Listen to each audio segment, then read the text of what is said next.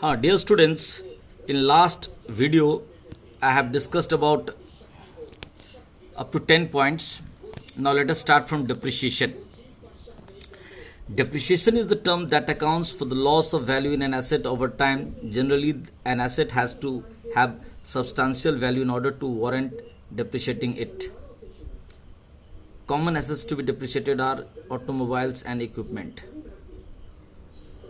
देखिए, डिप्रिशिएशन को हिंदी में कहते हैं मूल्य ह्रास. मतलब when you use your asset like machinery, furniture, equipments, vehicles again and again, even electronic products like mobiles, laptops, etc., they lose value. Why? Because of wear and tear, because of outdated technology, because of innovation of new products, etc. And there are some assets those deplete over time due to their consumption, like coal stock. The coal stock within the mines of a particular place is the asset of that place, and during a particular year certain quantities of coals are taken out. The remaining is the balance, the book value of the coal stock of that place, that mine, and the coal that was taken out is like a depreciation. So simply, depreciation means fall in the value of assets because of wear and tear, because of lapse of time, because of latest technology coming out, etc. The next thing is expense. Next thing is expense. What is expense? Expenses in day to day business. देखिए, day to day business में हमको बहुत सारे खर्चा करना पड़ता है. उसके बिना बिजनेस चलता नहीं है.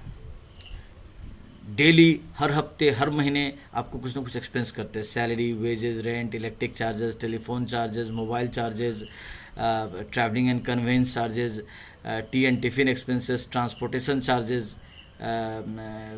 Carriage and freight charges, discount allowed, bad debt, commission, interest on loan, etc. There are so many expenses in day-to-day business. All these expenses are, all those day-to-day payments or services, those are taken out, are called expense. Actually, expenses are of two types. One is revenue expenditure and the other is capital expenditure. Revenue expenditure means the day-to-day expenses whose benefit is for short term. मैंने ऐसा खर्चा जिसका लाभ temporary हो उसको revenue expenditures कहते हैं. जैसे सैलरी हर महीने देना पड़ता है, इलेक्ट्रिक बिल हर महीने देना पड़ता है, वो शॉर्ट टर्म बेनिफिट्स का है. लेकिन अगर आप एसेट में पैसा लगा लो, मशीन खरीद लो, बिल्डिंग परचेज कर लो, बिल्डिंग कंस्ट्रक्ट कर लो, तो 5, 10, 15 साल तक सर्विसेज उसका आप लेते रहते हो. तो इस तरह के एक्सपेंडिचर्स को कैपिटल एक्सपेंडिचर्स कहते हैं. तो यहाँ पे जो एक्सपेंस की बात हो रही है, it means day to day expenditures, that is the revenue expenditure. Gross margin, क्या लिखा है यहाँ? Gross margin is a percentage calculated by the taking gross profit and dividing by revenue for the same period. Means जो आपका gross profit है और sales के बीच का जो रेशियो होता है उसको ग्रॉस प्रॉफिट रेशियो कहते हैं, ग्रॉस मार्जिन कहते हैं. चलिए, इसको भी सीखना उतना जरूरी नहीं है, so I am not telling you. What is gross profit?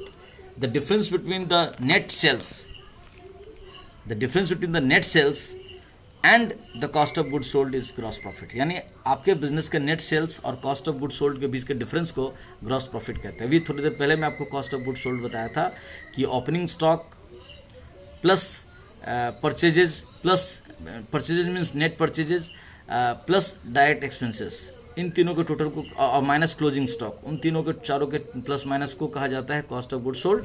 और नेट सेल्स का मतलब हो गया सेल्स माइनस सेल्स रिटर्न. तो इन सब के डिफरेंस को ग्रॉस प्रॉफिट कहा जाता है. If sale is more than we have gross profit, and if the result is negative, that net sale is lesser than the cost of good sold, then we have gross loss. ये समझ लिए.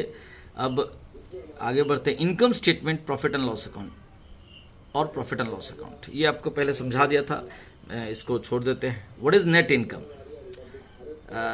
During the year, अगर जिस चीज़ का business में हो तो business का एक होता है ग्रॉस इनकम, एक होता है नेट इनकम. तो ग्रॉस इनकम का मतलब हो गया कि during their total sale, total income received, वो हो गया ग्रॉस इनकम। लेकिन उसमें से जो बहुत सारे सेल्स कैंसिल भी हो जाते हैं, रिजेक्ट भी हो जाते हैं, रिटर्न भी हो जाते हैं, तो एकदम ईयर एंड होने के बाद जो फाइनल सेल रह गया, बहुत सारे सेल्स कैंसिल हो गए, बहुत सारे इनकम रिजेक्ट हो गए, वापस हो गए, तो उसको कहते हैं नेट इनकम। कहीं कहीं नेट इनकम को नेट प्रॉफिट से भी डिराइव करते हैं, जो कि difference between total income minus total expenditures होता है। What is net margin? जैसे ग्रॉस मार्जिन था कि ग्रॉस प्रॉफिट और सेल्स के बीच के रेशियो को दिखलाता था, उसी तरह से net margin shows the net profit ratio, means net profit by sales, sales means net sales into 100, तो ये नेट प्रॉफिट रेशियो बतलाता है। व्हाट इज सेल्स, जिसको रेवेन्यू भी कहते हैं, जिस चीज़ के बिजनेस आप करते रहते हो। जैसे अगर कोई एरोनॉटिक्स प्रोडक्ट के बिजनेस हैं, तो वो एरोप्लेन, एयरक्राफ्ट्स, हेलीकॉप्टर्स बनाते बेचते हैं, तो उनको बना के बेचने में इससे जो पैसा कमाते हैं वो उनके लिए रेवेन्यू हो गया। कोई शूज़ प्रोडक्ट डिफरेंट टाइप्स का बना के बेचते, तो उसके लिए वो उसको बेच के जो पैसा कमाए वो उसका रेवेन्यू हो गया। यानी हम जिस चीज़ के ट्रेडर, हम जिस चीज़ के मैन्युफैक्चरर, वो प्रोडक्ट को बना करके जो कमाते हैं, दैट इज़ रेवेन्यू। जैसे कोई ग्रॉसरी दुकान है, वो तरह तरह की चीज़ें खरीदता है डे टू डे लाइफ का, और एफएमसीजी प्रोडक्ट, और अपने कंज्यूमर्स को बेचता, तो उसके लिए रेवेन्यू का मतलब क्या कि वो डे टू डे प्रोडक्ट को बार बार खरीदता बेचता, बार बार खरीदता बेचता है, उससे जो पैसा कमाता है, और उसको रेवेन्यू या सेल्स कहा जाता है। तो सेल्स, SALES, सेल्स एक नाउन है, इसके नाम से सेल्स अकाउंट बिजनेस में खुलता है, और ये बताता है आपको कि बिजनेस का टोटल सेल्स कितना है। कुछ और टर्म्स डिस्कशन करते हैं। अकाउंटिंग पीरियड, ये क्या होता है? What do you mean by accounting period? अब देखो, जब भी कोई बिजनेस स्टार्ट हुआ तो वो चलता रहेगा सालों साल, 2 साल, 5 साल, 50 साल, 500 साल तक बिजनेस काम कर सकता है, बीच में उसका नाम भी बदल सकता है। तो एक बिजनेस चलता रहेगा, लेकिन डे टू डे बिजनेस चलने के बाद एक समय ऐसा होना चाहिए जबकि उसका एक असेसमेंट होना चाहिए कि भाई बिजनेस क्या हो रहा, प्रॉफिट हो रहा कि नहीं हो रहा, लॉस हो रहा, बिजनेस खराब चल रहा है कि नहीं चल रहा। तो एक असेसमेंट किया जाना चाहिए बिजनेस का।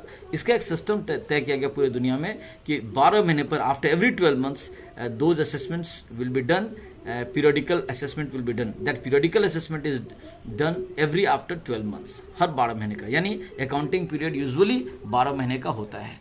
न्यू कंपनी जब ओपन होते तो एक 12 महीने से कम का भी हो सकता है और 12 महीने ज़्यादा का भी हो सकता है, but usually accounting period 12 months का होता है। इंडिया में 1 अप्रैल से 31 मार्च तक चलता है।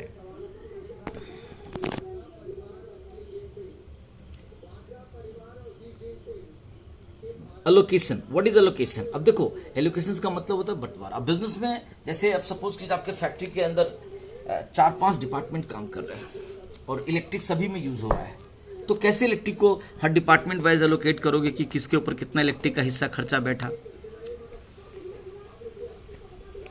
तो ऐसे बहुत सारे एक्सपेंसेस होते हैं जिसको डिपार्टमेंट वाइज हमको चीज़ों को बांटना होता है कि किसके हिस्से क्या बैठेगा। ये काम करने के तरीकों को, इसके लिए जो मेजरीज यूज़ की जाते हैं बिजनेस में, वो उसे एलोकेशन कहा जाता है।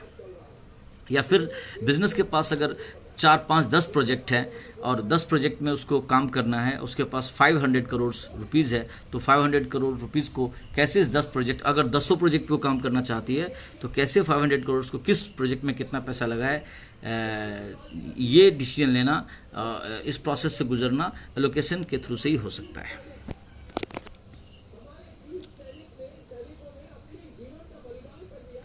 बिजनेस और लीगल एंटिटी, देखिए हम लोग जानते हैं कि ट्रेडिशनली प्रोप्राइटरशिप बिजनेस होता है, फिर पार्टनरशिप बिजनेस होता है, जॉइंट स्टॉक कंपनी बिजनेस होते हैं, कोऑपरेटिव ओनरशिप वाले बिजनेस होते हैं, एक्सेट्रा। तो बिजनेस एंटिटी कानूनी टर्म में देखिए, जब भी कोई प्रोसेस होता है, लीगल प्रोसेस हुआ, दुकान के ऊपर केस होगा, बिजनेस के ऊपर केस होगा, तो कानून की नज़र में बिजनेस को एक अलग एंटिटी, आर्टिफिशियल पर्सन माना। जितने भी इंस्टीट्यूट होते हैं, जितने भी इंस्टीट्यूट है, कोई स्कूल है, कॉलेज है, कोई बिजनेस हाउस है, उसको एक लीगल एंटिटी माना जाता है। कोई भी केस होगा, लीगल प्रोसीडिंग्स होंगे, वो उस बिजनेस के नाम से होगा। जैसे TCS, ठीक है, टाटा कंपनी का प्रोडक्ट है, टाटा का एक बिजनेस है, लेकिन टाटा कंसल्टेंसी सर्विसेज एक अलग कंपनी हो गई, उस नाम से वो एक अलग लीगल एंटिटी है। टाटा मोटर एक अलग एंटिटी हो गई। टाटा कैपिटल एक अलग एंटिटी हो गई, तो वो लीगली एक एंटिटी है। जिस बिजनेस के नाम से जो रजिस्ट्रेशन करवाता है, लाइसेंस बनवाते हैं, वो बिजनेस को उस रूप नाम से लीगल एंटिटी दिया जाता है। कैश फ्लो क्या होता है? अब किसी बिजनेस में देखो साल भर में पैसा आता है जाता है, तो कहाँ कहाँ से पैसा आया, पैसा का इनफ्लो होगा, पैसा का आउटफ्लो होगा। तो ये पैसा कहाँ से आया, कहाँ गया, उसका एक स्टेटमेंट तैयार करते हैं ईयर एंड में, फाइनल अकाउंट्स बनने के बाद, उसको कैश फ्लो कहते हैं। यूजुअली 3 तरह के कैश फ्लो होते हैं: operating cash flows, investment cash flows and financial cash flows. इसके अलावा कैश एंड कैश इक्विवेलेंट भी होते हैं, ये आपको भी बताने की जरूरत नहीं है। हाँ, क्रेडिट क्या होता है? What is credit? देखिए, अकाउंटेंसी में एक्चुअली में हम लोग जो हिसाब किताब मेंटेन करते हैं, तो सबसे पहले आपको बता दें अकाउंट क्या होता है। तो अकाउंट का मतलब होता है कि पेज पे खाता, अभी तो कंप्यूटर से हम लोग अकाउंट मेंटेन करते हैं, बट यूजुअली पहले खाता पे, पेजेस पे मेंटेन किया जाता था। तो पेज को, हर पेज को हम लोग 2 भाग में डिवाइड अगर कर दें वर्टिकली, बीच में एक लाइन ड्रॉ कर दें, टी फॉर्म में वो हो जाए, तो लेफ्ट साइड और राइट साइड 2 भाग में वो पेज बट गया। तो हम लोग लेफ्ट साइड में कुछ हिसाब रख सकते हैं और राइट साइड में अलग चीज़ का हिसाब रख सकते हैं।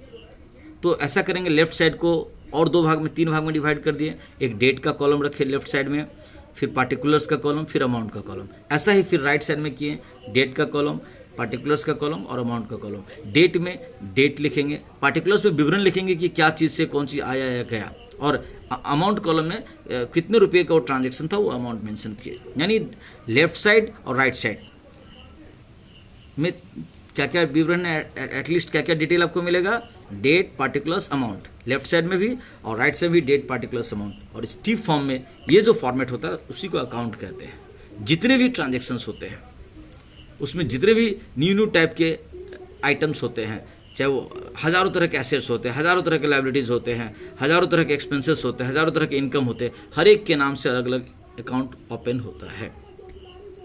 हाँ, लेकिन अगर कोई किसी ग्रुप से बिलोंग करता है, जैसे टेबल परचेस करेंगे तो भी फर्नीचर में आएगा, अलमीरा परचेस करेंगे तो भी फर्नीचर में आएगा, सोफ़ा परचेस किए तो भी फर्नीचर में आएगा। तो ये देखना पड़ता है कि ग्रुपिंग के हिसाब से भी अकाउंट बनते हैं। तो ये समझ में आ गया अकाउंट क्या होता है। अकाउंट टी फॉर्म एक है जिसके 2 साइड होते हैं, लेफ्ट साइड, राइट साइड, और लेफ्ट साइड में भी ट्रांजैक्शंस का रिकॉर्ड रखते हैं डेट, पार्टिकुलर्स, अमाउंट के साथ, और राइट साइड में भी डेट, पार्टिकुलर्स, अमाउंट के साथ ट्रांजैक्शंस का रिकॉर्ड मेंटेन करते हैं।